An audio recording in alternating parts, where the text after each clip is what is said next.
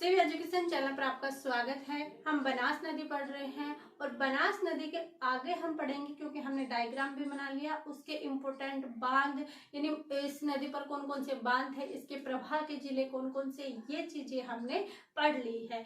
इसके बाद हम नेक्स्ट देखेंगे कि जो बनास की सहायक नदियां हैं वो कौन कौन सी है, उनको हम आज की क्लास में देखेंगे। क्योंकि डायग्राम में हमने सिर्फ सहायक नदियां बनाई थी, उसके पूरी व्याख्या नहीं की थी और वहां पर हमने कहाँ पर विलय और कहाँ पर उद्गम होता है ये चीजें भी नहीं देखा था। तो आज हम देखेंगे कि बनास की सहायक नदियां क्या देखेंगे। बनास नदी की सहायक नदी, बनास की सहायक नदियां हम आज की क्लास में देखने वाले हैं। अब इन सहायक नदियों के अंदर हमने देखा था कि आयड़ या बेड़च नदी, ये आयड़ या बेड़च नदी क्यों बोल रहे हैं हम अभी लिखेंगे तब आपको पता चल जाएगा, बल्कि आपने अच्छे से कल की क्लास भी देखी होगी तो भी आपको पता चल गया होगा। तो सहायक नदियां हैं आयड़ या बेड़च नदी। अब इस आयड़ या बेड़च नदी का जो उद्गम है, इसका उद्गम कहाँ से होता है, तो इसका जो उद्गम होता है वो गोगुंदा की पहाड़ी उदयपुर से होता है। किस नदी का उद्गम होता है, आयड़ नदी का। पहले आयड़ कहलाएगी, फिर उदय सागर में गिरने के बाद बेड़च कहलाएगी। तो आयड़ नदी का उद्गम कहाँ से होता है, तो इसका उद्गम होगा गोगुंदा की पहाड़ी। गोगुंदा की पहाड़ी कहाँ पर स्थित है, उदयपुर में। कहाँ पर स्थित है, उदयपुर के अंदर। तो गोगुंदा की पहाड़ी है वो उदयपुर में स्थित है। वहां से किस नदी का उद्गम होता है, वहां से होता है आयड़ नदी का उद्गम। और उद्गम स्थल पर इसका नाम उद्गम स्थल पर नाम क्या है इसका, तो उद्गम स्थल पर नाम है आयड़ है। लेकिन उदयपुर में स्थित, कहां पर स्थित, उदयपुर में स्थित उदय सागर, कौन सा सागर, उदय सागर झील, उदय सागर झील में गिरने के बाद, उदय सागर झील में गिरने के बाद इसका नाम परिवर्तन होके, इसका नाम परिवर्तन होके बेड़च नदी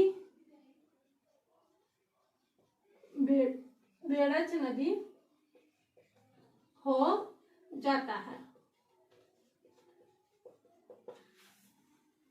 क्या लिखा है हमने कि जो आयड़ नदी है उसका उद्गम गोगुंदा की पहाड़ी उदयपुर से होता है। उद्गम स्तर पर इसका नाम आयड़ होता है, लेकिन उदयपुर में स्थित उदय सागर झील में गिरने के बाद इसका नाम परिवर्तन होकर बेड़च नदी हो जाता है। क्या हो जाता है, बेड़च नदी हो जाता है। किस नदी का उद्गम बेड़च नदी हो जाता है, तो आयड़ या बेड़च नदी। तो उद्गम स्तर पर इसका नाम क्या है, आयड़।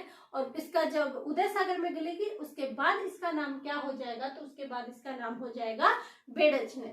इसके बाद हम देखते हैं कि इसका विलय है जो कहां पर होता है। तो इसका विलय जो हम देखेंगे,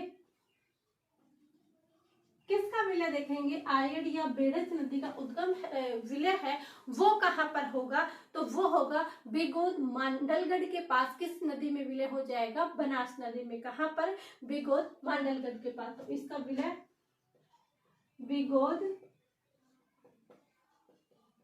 मांडलगढ़, बिगोद मांडलगढ़ के पास चंबल में, ओ सॉरी बनास में, बनास में विलय। कहां पर विलय होगा, बनास में विलय होगा। तो विलय कहां होगा, बिगोद मांडलगढ़ के पास इसका बनास में विलय हो जाएगा। किस नदी का विलय होगा, आयड़ या बेड़च नदी का। कहां पर विलय होगा, बिगोद मांडलगढ़ के पास इसका बनास में विलय हो जाता है। और क्या सभ्यता है, तो सभ्यता आयड़ नदी पर कौन सी सभ्यता थी, आयड़ सभ्यता थी। और ये आयड़ सभ्यता है कहां पर स्थित, तो ये आयड़ सभ्यता है उदयपुर में। तो सभ्यता कौन सी थी, आयड़ सभ्यता, आयड़ सभ्यता। सभ्यता। और ये आर्य सभ्यता है कहाँ पर स्थित, ये उदयपुर के अंदर है आर्य सभ्यता। एक बांध है और उस बांध का क्या नाम है, गोसुंडा बांध। और ये बांध है कहाँ पर स्थित, तो ये चित्तौड़ में स्थित है। कहाँ पर स्थित है, चित्तौड़ के अंदर स्थित है।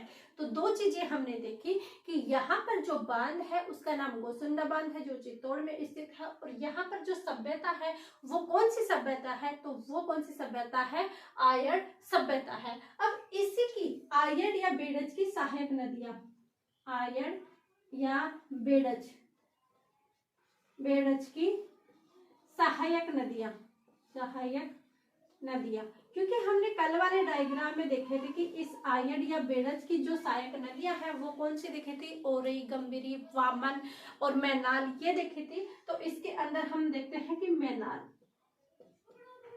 कौन सी नदी है, मैनाल। मैनाल नदी का अगर हम उद्गम देखते हैं तो इसका उद्गम कहाँ होता है, ऊपरमाल के पठार से इसका उद्गम होता है। कहाँ से, ऊपरमाल के पठार। तो मैनाल का उद्गम कहाँ से होता है, ऊपरमाल के पठार से, ऊपरमाल के पठार से इसका उद्गम होता है। लेकिन ये कहाँ पर, बिगोद, बिगोद मांडलगढ़ में, बिगोद मांडलगढ़ में किस पे विलय हो जाती है, चंबल, इसमें किसके अंदर आ जाती है, आयड या बेड़ज नदियों के अंदर इस विलय हो जाती है। कहाँ पर, बिगोदिया मांडलगढ़ के पास। कहाँ पर, बिगोदिया मांडल के पास इसका विलय हो जाता है। किस नदी का, मैनाल नदी का। और कौन सी नदी थी, एक ओरई नदी हमने देखी थी, एक वामन नदी देखी थी, ओरई, वामन, गुजरी, कौन कौन सी देखी थी, और हमने ओरई, वामन, गंभीरी और गुजरी। तो हम और कौन सी नदी ले लेते हैं, हम ले लेते हैं गंभीरी नदी। फर्स्ट मैनाल लेते हैं और दूसरी हम लेते हैं गंभीरी नदी, गंभीरी नदी। इस गंभीरी नदी को अन्य किस नाम से जाना जाता है, उटगन नदी। किस नाम से जाना, तो इस नदी को और अन्य नाम पर जाता है उटगन नदी। किस नदी को, इस गंभीरी नदी को। और हमने देखा था कि गंभीरी और बेड़ज नदियों के संगम पर कौन सा दुर्ग स्थित है, तो गंभीरी और बेड़ज नदियों के संगम पर चित्तौड़गढ़ दुर्ग स्थित है। तो गंभीरी नदी, गंभीरी नदी, गंभीरी नदी व बेड़ज नदी के संगम पर, गंभीरी नदी व बेड़ज नदी के संगम पर चित्तौड़गढ़ दुर्ग स्थित है। चित्तौड़गढ़ दुर्ग स्थित है, स्थित है। कहाँ पर स्थित है, गंभीरी नदी, उटगन नदी, गंभीरी नदी व बेड़ज नदियों के संगम पर कौन सा दुर्ग स्थित है, तो वो दुर्ग स्थित है चित्तौड़गढ़ दुर्ग। इसके बाद हमने कौन सी देखी, गुजरी, ओरई, ये दोनों ही कहाँ पर स्थित है, चित्तौड़ के अंदर। और एक नदी और कौन सी रह गई थी, एक नदी रह गई थी वामन, एक कौन सी रह गई थी, वामन।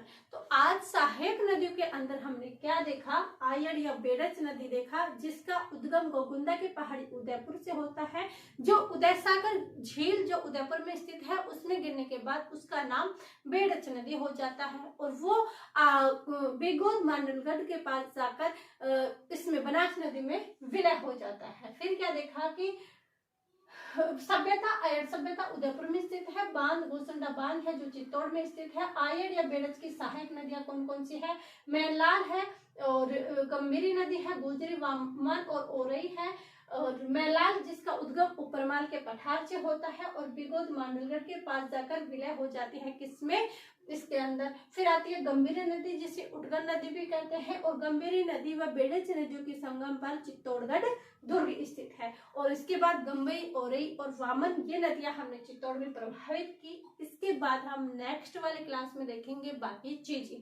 तो ये हमने बनास नदी देखी, आगे वाली क्लास हम कल देखेंगे। आई होप ये क्लास आपके समझ में आई होगी। समझ में आती है तो लाइक कीजिए, शेयर कीजिए एंड सब्सक्राइब कीजिए। आप सभी का धन्यवाद, थैंक यू।